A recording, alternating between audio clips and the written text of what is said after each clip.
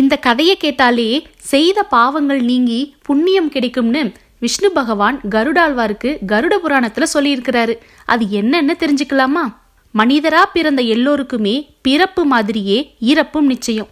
அதுவரை சுய நினைவோடு ஓடி ஆடி நடமாடிக்கிட்டு இருந்த உடல் மரணம்னு ஒன்று நடந்ததோ எந்த சலனமும் இல்லாம நொடி பொழுதுல உணர்விழந்து உயிரிழக்கும். அதுவரை உடலோடு இருந்த உயிர் இறப்புக்கு பின்னாடி எங்க போகுது, அந்த உயிருக்கு என்ன ஆகுது, என்ன நடக்குதுன்னு நம்ம எல்லோருக்குமே ஒரு கேள்வி இருந்திருக்கும். இந்த கேள்விக்கான பதில விஷ்ணு பகவான் கருடாழ்வாருக்கு கருட புராணத்துல சொல்லியிருக்கிறாரு. அதை தெரிஞ்சுக்கலாம். கருடாழ்வார் விஷ்ணு பகவானை நோக்கி, ஐயனே, இறந்த பின் உயிருக்கு என்ன நடக்கின்றது, அவ்வுயிர் எங்கே செல்கிறது, அது செல்லும் வழி எப்படி இருக்கும்னு தன்னோட சந்தேகத்தை கேட்க, எல்லாம் உணர்ந்த ஸ்ரீமன் நாராயணன், கருடா, உலகத்தின் நன்மைக்காக நான் உனக்கு ரகசியத்தை சொல்கிறேன், கவனமாக கேள்னு பதில் சொல்ல ஆரம்பிக்கிறாரு. அதன்படி பூமியில இருந்து 86,000 காத தூரங்களுக்கு தள்ளி இருக்கிறது யமலோகம். யமதர்மராஜன்கிற கூற்றுவன் தான் அந்த யமலோகத்தோட தலைவன். மனிதர்களோட ஆயுட்காலம் முடிந்ததும் உயிரை பறிக்க யமதர்மன் தன்னோட தூதுவர்களை அனுப்பி வைப்பாரு. அந்த தூதுவர்கள் பார்க்கவே படு பயங்கரமா அஞ்சி நடுங்கக்கூடிய தோற்றத்துல கருநிற உடையணிஞ்சு பாசக்கயிறு முசலம் மாதிரியான ஆயுதங்களை வச்சிருப்பாங்க. யமதர்மராஜாவோட உத்தரவுப்படி ஒருவரோட உயிரை கொண்டு செல்றதற்காக 3 யம கிங்கரர்கள், அதாவது 3 யம தூதுவர்கள் வருவாங்க. அவங்க அன்னன்னைக்கு யார் யாருடைய ஆயுள் முடியுதோ அவங்கள தங்களோட பாச கயிற்றால கட்டி உயிரை கொண்டு போவாங்க. அப்படி யம கிங்கரர்களால கொண்டு செல்லப்படுற உயிர் வான் சரீரம், அதாவது ஆவி வடிவத்துல இருக்கும். அந்த உயிரை யமதர்மராஜன் முன்னாடி கொண்டு போய் நிறுத்தி, தர்மராஜனி, தங்கள் உத்தரவுப்படியே உயிரை கொண்டு வந்து விட்டோம்னு சொல்வாங்க. யமதர்மராஜன் அந்த ஆவி வடிவ உயிரை பார்த்துட்டு, மீண்டும் அந்த உயிரை பூமிக்கு அவர்கள் வாழ்ந்த வீட்டுக்கே அனுப்புங்கள், 12 நாட்கள் கழித்து முறைப்படி மீண்டும் என் முன்னே கொண்டு வரும்படி உத்தரவிடுவாரு. யம கிங்கரர்களும் அப்படியே செயல்படுவாங்க. ஆவி வடிவ உயிர் மறுபடியும் தன் வீட்டுக்கே வந்து தனக்கு நடக்கிற ஈமச் சடங்குகளையும் தன் உறவினர்கள் அழுவதையும் எதுவும் செய்ய முடியாம நின்னு பார்க்கும். அப்புறம் சுடுகாட்டுல தன்னோட ஸ்தூல உடல், அதாவது உயிர் இல்லாத உடல் எரிக்கப்படுறத 10 அடி முழ உயரத்துல இருந்து பார்க்கும். வாழும்போது நல்லது செஞ்ச உயிராயிருந்தா உடல் எரிக்கப்படுறத பார்த்து மகிழ்ச்சியும், அறநெறி தவறிய உயிராயிருந்தா தன் உடல் எரியும் போது வருந்தியும் புலம்பும். ஆவி வடிவ உயிர் கன பொழுதுல இப்படி 86,000 காத தூரங்களை கடந்து யமலோகம் போயிட்டு திரும்பி வந்ததுனால பசி தாகத்தோட தன் உடல் எரிந்த பிறகு தான் வாழ்ந்த வீட்டின் முன்னாடி போய் கதறி அழும்.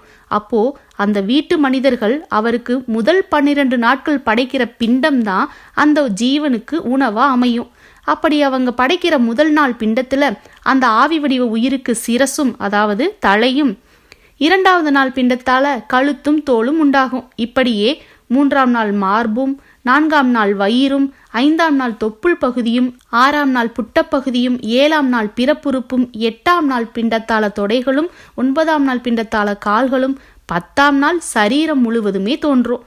பிண்ட சரீரம் அடைஞ்ச உயிர் 11, 12வது நாட்கள்ல தன் குடும்பத்தோட தங்கியிருக்கும். 13ஆம் நாள் யமதூதர்கள் மறுபடியும் யமதர்மராஜாவோட உத்தரவுப்படி பிண்ட சரீரம் அடைஞ்ச உயிரை பாச கயிற்றால கட்டி யமலோகத்துக்கு கொண்டு போவாங்க. ஆனா இந்த முறை பயணம் போன தடவை மாதிரி கனப்பொழுதுல நடக்காது. மாறா உயிர் ஒரு நாளைக்கு 247 காத தூரம் கால்நடையாவே பயணம் செய்யும். அந்த பயணத்தை இரவு பகல்னு தொடர்ந்து ஓய்வில்லாம உயிர் மேற்கொள்ளும். அப்போ உயிருக்கு பசியும் தாகமும் தொடர்ந்து துன்புறுத்திக்கிட்டே இருக்கும். உயிர் செஞ்ச பாவ புண்ணியங்கள் மட்டுமே ஜீவனை தொடர்ந்து வரும். அந்த சமயத்துல உயிர் தாம் செஞ்ச பாவங்களை நினைச்சு வருந்தும். அந்த பயணத்தோட முடிவுல உயிர் வைவஸ்வத பட்டணம்ங்கிற நகரத்துக்கு போகும். அங்க வாழுற மிருகங்கள் பார்க்கவே கொடூரமா அச்சுறுத்தக்கூடிய வகையில இருக்கும். அங்க குடிக்க தகுந்த தண்ணியே கிடைக்காது.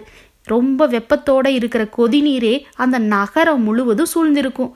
மழை கார்மேகங்கள் நிறையவே இருந்தாலுமே அதுல இருந்து வர்ற நீர் ரத்த நிறத்திலேயே இருக்கும். பிண்ட சரீரம் அடைஞ்ச உயிரானது இந்த நகரத்துல தாகம் அதிகமா இருக்கிறதே, குடிப்பதற்கு தண்ணீர் இல்லையா, இது எந்த ஊர்னு புலம்பிக்கிட்டே வரும். ஸ்தூல உடலோட வாழ்ந்த காலத்திலேயே தெய்வ சிந்தனைகள் ஏதும் இல்லாமலையும் நல்ல எண்ணங்கள் இல்லாமலையும் பெரியவங்களை மதிக்காம போயிட்டோமே, கோயில் குளம்னு போகாம தேவையில்லாததை செஞ்சு காலத்தை கழிச்சேனே, பெண்களை தவறான கண்ணோட்டத்துல பார்த்தேனே. பணம் பணம்னு அலைஞ்சு யாருக்கும் உதவி செய்யாம மற்றவர்களையும் உதவி செய்ய விடாம தடுத்தேனே. யாருக்கும் எப்பையும் அன்னமிடாம நல்ல காரியங்களை செய்யாம நல்ல முறையில வாழணும்னு சொன்ன வேதங்களை பின்பற்றாம கடவுளை வழிபடாம புராணங்கள் எல்லாம் வெறும் கட்டுக்கதைகள்னு ஏளனம் செஞ்சேனே. புராணங்கள்ல சொன்ன விரதங்களையும் பின்பற்றாம அமாவாசை தர்ப்பணத்தையும் ஏளனம் செஞ்சு மறந்தேனே. மற்றவங்க செஞ்ச நன்மைகளை பார்க்காம அவங்க செஞ்ச பிழைகளை மட்டுமே பெரிதிப்படுத்தி பெருமைப்பட்டுக்கிட்டு இருந்தேனே. அதனாலதான் தான் இப்போ இவ்வளவு துன்பம் அனுபவிக்கிறோமேன்னு நினைச்சு ஓன்னு கத்தி ஓலமிடுமா. அப்போ யம தூதுவர்கள் இது எல்லாத்துக்கும் சேர்த்து தண்டனை தர்ற மாதிரி, கண் பார்வை கெட்ட பிறகு சூரிய நமஸ்காரம் செய்து என்ன பலன்? பூமியில் இருக்கும்போதே நீ நற்காரியங்களை செய்திருக்க வேண்டும். நீ செய்த பாவ புண்ணியங்களை தவிர வேறு எதுவும் இங்கு பலன் தராதுன்னு சொல்லி பேசாமல் வரமாட்டாயா அப்படின்னு தங்கிட்ட இருக்கிற ஆயுதங்களால அடிச்சு இழுத்துட்டு போவாங்களாம். இப்படி பிண்ட சரீரன் பெற்ற பாவஜீவனை யம தூதுவர்கள் தொடர்ந்து கடுமையான பாதையில 17 நாட்கள் இழுத்துட்டு போய் 18ஆம் நாள் யாமியம்ங்கிற நகரை அடைவாங்க. அங்க புஷ்பபத்ரம்ங்கிற நதியும் அதோட கரையில அத்திமரமும் இருக்கும். அந்த இடத்துல ஜீவனை கொஞ்ச நேரம் இளைப்பாரும்படி யம தூதுவர்கள் உத்தரவிடுவாங்க. அப்போ ரொம்ப துயரத்துல இருக்கிற ஜீவன் மறுபடியும் புலம்ப ஆரம்பிக்கும். யம தூதர்கள் இளைப்பாரியது போதும், எழுந்து நட அப்படின்னு இழுத்துட்டு போவாங்க. அடுத்து அந்த ஜீவனை இருட்டான கொடுமையான காட்டு வழியா கூட்டிட்டு போவாங்க. அங்க அடர்ந்து வளர்ந்திருக்கிற முள்ளாலையும் புதராலையும் ஜீவன் இழுப்பட்டு தன்னோட பயணத்தை தொடரும். பூமியில இருக்கும்போது விருஷோசர்க்கம்ங்கிற தானம் செய்யாத ஜீவன்கள் இங்க பிரேத ஆவிகளா அலையும். பிரேத கூட்டங்கள் குடியிருக்கிற அந்த பகுதியை கடந்து அடுத்து சௌரியபுரம்ங்கிற இடத்தை பாவஜீவன் அடையும். அங்க சங்கமன்கிற அரசன் ஆட்சி நடத்துவான். நினைச்ச நேரத்துல நினைச்ச உருவம் அடைகிற சக்தி வாய்ந்த அந்த அரசன் புண்ணிய ஜீவன்களுக்கு சாந்தமாகவும் பாவ ஜீவன்களுக்கு கொடூரமாகவும் காட்சியளிப்பான். இப்படியே அந்த நகரத்தை கடக்கும்போது பூமியில தன் மகன் தனக்காக கொடுக்கிற முதல் மாசிக பிண்டத்தை இந்த ஜீவன் சாப்பிட்டு பசியாரும். அடுத்ததா அழகும் வனப்பும் நிறைஞ்ச நாகேந்திரம்ங்கிற பட்டினத்தை கடந்து பயணிக்கும். அப்போ 2வது மாசிக பிண்டத்தை சாப்பிட்டு பசியாரி தன்னோட பயணத்தை தொடரும். இப்படியே கொஞ்சம் கூட ஓய்வில்லாம தொடர்ந்து பயணிச்சு கந்தர்வம்ங்கிற நகரத்தை அடைஞ்சு தனக்கு தன் மகன் வழங்குற 3வது மாசிக பிண்டத்தை சாப்பிட்டு கொஞ்சமா பசியாரும். அங்கிருந்தும் இரவு பகல்னு பார்க்காம ஓய்வெடுக்க விடாம யம தூதர்கள் இழுத்துட்டு போய் சைலகாமம்ங்கிற இடத்தின் வழியா பயணிப்பாங்க. அப்போ யம தூதர்கள் பாவஜீவன் மேல கற்களை மழையா பொழிவாங்க. ஜீவன் கதறியலும். அங்க தன் மகன் வழங்குற 4வது மாசிக பிண்டத்தை ஜீவன் சாப்பிடும். இப்படியே 5வது மாதத்துல குரூரபுரம்ங்கிற நகரத்தை அடைஞ்சு 5வது மாசிக பிண்டத்தையும் 6வது மாதத்துல கிரௌனகம்ங்கிற நகரத்தை அடைஞ்சு 6வது மாசிக பிண்டத்தையும் சாப்பிட்டு அடுத்து யமதர்மராஜனோட தம்பி விசித்திரனாளுர சித்திர நகரத்தை அடையும். பின் அதையும் தாண்டி வைதரணிங்கிற நதியை அடையும் இந்த பாவஜீவன். இந்த நதி 100 யோசனை நீளம் இருக்கும். இந்த நதியில மற்ற நதிகளை போல நீர் இருக்காது. இந்த நதி முழுவதுமே மலம், சிறுநீர், ரத்தம், சளியுமே நிறைஞ்சு நதியா ஓடும். இதுல கொடிய மிருகங்களும் இருக்கும். பாவஜீவன் வைதரணி நதியை அடைஞ்சதுமே கோர உருவம் கொண்ட 10,000 படகோட்டிகள் அந்த நதியில வந்து ஜீவன் முன்னாடி வந்து, ஏய் ஜீவனே, நீ பூமியில் இருக்கும்போது உன் நலனுக்காக வைதரணி கோதானம் அதாவது பசுதானம் செய்தாயான்னு கேட்கும். அப்படி நீ செய்திருந்தால் அதற்கு அடையாளமாக இங்கே ஒரு பசு வந்து நிற்கும். நாங்களும் உனக்கு இந்த நதியை கடக்க உதவுவோம். இல்லையென்றால் உன்னை இந்த நதியிலேயே அழுத்தி துன்புறுத்துவோம்னு மிரட்டும்.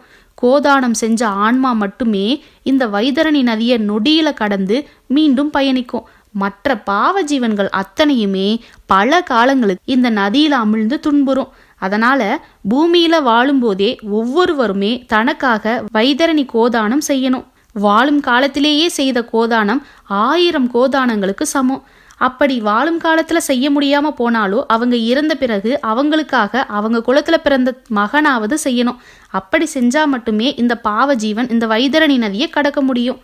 அடுத்து 7வது மாசிக பிண்டத்தை இந்த ஆன்மா சாப்பிட வரும்போது பூமியில அன்னதானம் செஞ்சிருந்தா மட்டுமே இந்த ஜீவனுக்கு அந்த மாசிக பிண்டம் கிடைக்கும். இல்லைன்னா அங்க இருக்கிற பிசாசுகள், ஏய் மூடனே, பூமியில் இருந்தபோது பசியென்று வந்த எவருக்கும் நீ அன்னதானம் செய்யவில்லை, இங்கு மட்டும் உனக்கு மாதம் தவறாமல் உன் குடும்பத்தார் வழங்கும் மாசிக பிண்டம் வேண்டுமா, இது உனக்கு தகுந்ததல்ல அப்படின்னு சொல்லி அந்த பிண்டத்தை பறிச்சு சாப்பிட்றோம். பூலோகத்துல அன்னதானம்னு தன்னால முடிஞ்சதை பண்ணாத ஜீவன்கள் இந்த இடத்துல சாப்பிட சாப்பாடு இல்லாம பசியாலையும் தாகத்தாலையும் தவிக்கும். அதனால ஒருவர் இறந்த 7வது மாதத்துல பூமியில அவரை குறிச்சு அன்னதானம் செய்யணும். அப்படி செஞ்சா இறந்த அந்த பிண்ட ஜீவனுக்கு 7வது மாசிக பிண்டம் கிடைக்கும். அதே மாதிரி அந்த ஜீவன் உயிரோடு இருந்த காலத்துல உதக கும்பதானம் செஞ்சிருந்தா இந்த இடத்துல கும்ப அளவு தண்ணீராவது கிடைக்கும். அதை குடிச்சு இந்த ஜீவன் கொஞ்சம் தன்னோட தாகத்தை தணிச்சுக்கும். அடுத்து அந்த ஜீவன் பக்குவப்பதம்ங்கிற நகரை கடந்து நாதாகிரந்தம்ங்கிற பட்டினத்தை அடையும். இங்கே 8வது மாசிக பிண்டத்தை சாப்பிடும்.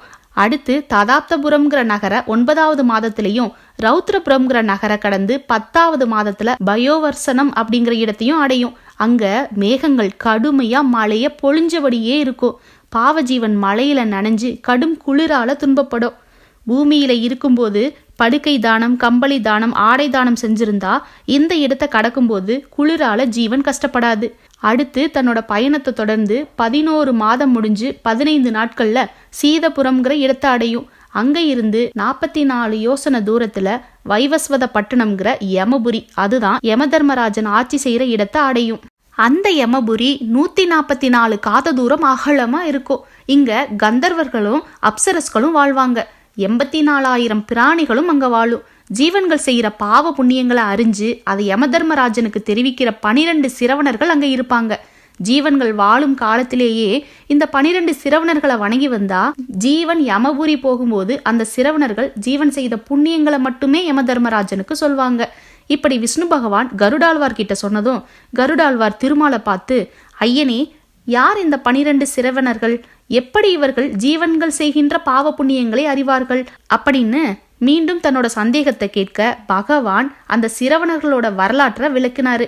அதன்படி, கருடா, நான் ஊழி காலத்தில் அனைத்து தேவர்களையும் என்னுள் கொண்டு திருப்பார்கடலில் துயில் கொண்டிருந்தேன். அப்போது என் உந்தி கமலத்தில் இருந்து பிரம்மதேவர் தோன்றினார். அவர் என்னை குறித்து கடும் தவம் இயற்றி படைக்கும் ஆற்றலை அடைந்தார். பிறகு படைப்பு தொழிலை தொடங்கி சூரியன், காற்று, உயிர்கள்னு அனைத்தையும் படைத்து அந்த உயிர்களின் மரணத்தை நிகழ்த்தும் யமதர்மராஜனோடு சித்திரகுப்தனையும் படைத்தார். பிரம்மதேவருடைய படைப்பு முழுமையடைந்ததும் அனைத்து தேவர்களும் தங்களுக்கு வழங்கப்பட்ட தொழில்களை செய்ய தொடங்கினார்கள். யமதர்மராஜனும் தனக்காக நிர்மாணிக்கப்பட்ட ஜைமினி நகரத்தை அடைந்து மரணத்தின் பின் தன்னிடம் வரும் ஜீவன்களின் பாவ புண்ணியங்களை அறிய கடும் முயற்சி செய்தான். ஆனால் யமதர்மனால் எவ்வளவு முயன்றும் உயிர்களின் பாவம் புண்ணியங்களை அறிய முடியவில்லை. அதனால் அவற்றை அறிய இயலாததால் தன்னை படைத்த பிரம்மதேவனிடமே சென்று, நான்முகப் பெருமானே, நான் எவ்வளவோ முயற்சிகள் செய்தும் பூலோகத்தில் மனிதர்கள் செய்யும் பாவ புண்ணியங்களை என்னால் முழுமையாக அறிய இயலவில்லை. அவற்றை அறிந்தால்தானே என்னால் பாவங்களுக்கு தண்டனையும் புண்ணியங்களுக்கு பலன்களையும் தர முடியும். அவற்றை உணர்ந்தறிய எனக்கு எவ்வகையிலாவது உதவ வேண்டும் என்று வேண்டினான். யமதர்மராஜனின் வேண்டுகோளை ஏற்று பிரம்மதேவரும் அதற்கான தீர்வுக்காக ஒரு தர்பை புல்லை எடுத்து எறிந்தார். அந்த புல்லிலிருந்து நீண்ட கண்களும் அழகிய மேனியையும் உடைய 12 புதல்வர்கள் தோன்றினார்கள். சிரவணம் என்னும் தர்பை புல்லிலிருந்து தோன்றியதால் அவர்களுக்கு சிரவணர்கள் என்னும் பெயரும் ஏற்பட்டது. அவர்களை காட்டி உலகத்தில் பிறந்த ஜீவன்கள் அனைவரும் பேசுவதையும் செயல் புரிவதையும் நினைப்பதையும் அவர்களுடனேயே இருப்பவர்களைப் போல இப்பன்னிருவரும் உணர்ந்தறிய வல்லவர்கள். இவர்கள் ஜீவன்கள் செய்வதையெல்லாம் அறிந்து உனக்கு அறிவிப்பார்கள். இவர்களை கொண்டு ஜீவன்கள் செய்யும் பாவ புண்ணியங்களை அறிந்து சிசையும் ரட்சையும் செய்வாயாகன்னு சொல்லி அப்பன்னிருவரையும் யமதர்மனோடு செல்லும்படி பணித்தார். யமதர்மராஜனும் இப்பன்னிரண்டு சிறுவனர்களுடன் பிரம்மதேவரை வணங்கிவிட்டு தென் திசை நோக்கி பயணித்து யமபுரியை அடைந்தான். அன்றிலிருந்து மனிதர்களின் பாவ புண்ணியங்களை உணர்ந்தறிந்து அம்மானுடன் மரித்த பிறகு அவனுடைய பாவ புண்ணிய கணக்கினை யமதர்மராஜனுக்கு அறிவித்து வருகிறார்கள் இந்த சிரவணர்கள். இந்த சிரவணர்களோட ஞானப்படி பூமியில வாழுற காலத்திலேயே தர்மம் செய்த புண்ணியவான்கள் தர்ம மார்க்கமாகவே யமபுரிய வந்தடைவாங்க. இவங்க பாவ ஜீவன்கள் மாதிரி துன்ப மார்க்கத்துல பயணிக்க வேண்டிய அவசியம் இல்லை. சான்றோர்களுக்கும் பெரியோர்களுக்கும் பொன் பொருள் ஆடைன்னு தானமா அளித்த புண்ணிய ஜீவன்கள் தேவ விமானத்துல ஏறி யமபுரிக்கு பயணம் செய்வாங்க. மகான்களுக்கும் பெரியோர்களுக்கும் விரும்பியவாறே தானம் செஞ்ச புண்ணியவான்கள் குதிரை மீதும் மோட்சத்தின் மீது விருப்பம் கொண்டு வேத சாஸ்திர ஞானங்கள்ல ஈடுபாடு கொண்டு கற்றுணர்ந்த துறவிகளும் மகாத்மாக்களும் அன்னரதத்துல பயணம் செய்வாங்க. இந்த புண்ணியங்கள்ல எதையுமே செய்யாத பாவ ஜீவன்கள் கால்நடையாகத்தான் யமபுரிக்கு வந்தாகணும். அவங்க வர்ற வழியெல்லாம் கூரிய இலைகளுடைய செடிகளும் மரங்களும் புதரா படர்ந்திருக்கும். பாதையெங்கும் கற்களும் முற்களும் நிரம்பி இருக்கும். தரையில் உள்ள மணலும் வறுத்து கொட்டுன மாதிரி கனல கக்கும். இந்த வழியில தான் பாவ ஜீவன்கள் பயணிக்கும். பூமியில வாழுற காலத்திலேயே சிரவணர்களை பூஜித்தவர்களா இருந்தா அச்சிரவணர்கள் அந்த ஜீவனோட பாவங்களை பொருட்படுத்தாம புண்ணியங்களை மட்டுமே யமதர்மராஜன் கிட்ட சொல்வாங்க. 12 சிரவணர்களை வணங்குபவர்களுக்கு பாவம் செய்ய அவங்க மனமே இடம் தராது. 12 கலசங்கள்ல தண்ணீர் நிறைச்சு அன்னமிட்டு அக்கலசங்களை அந்தந்த சிரவணரை குறிச்சு அந்தனருக்கு தானம் செய்யணும்.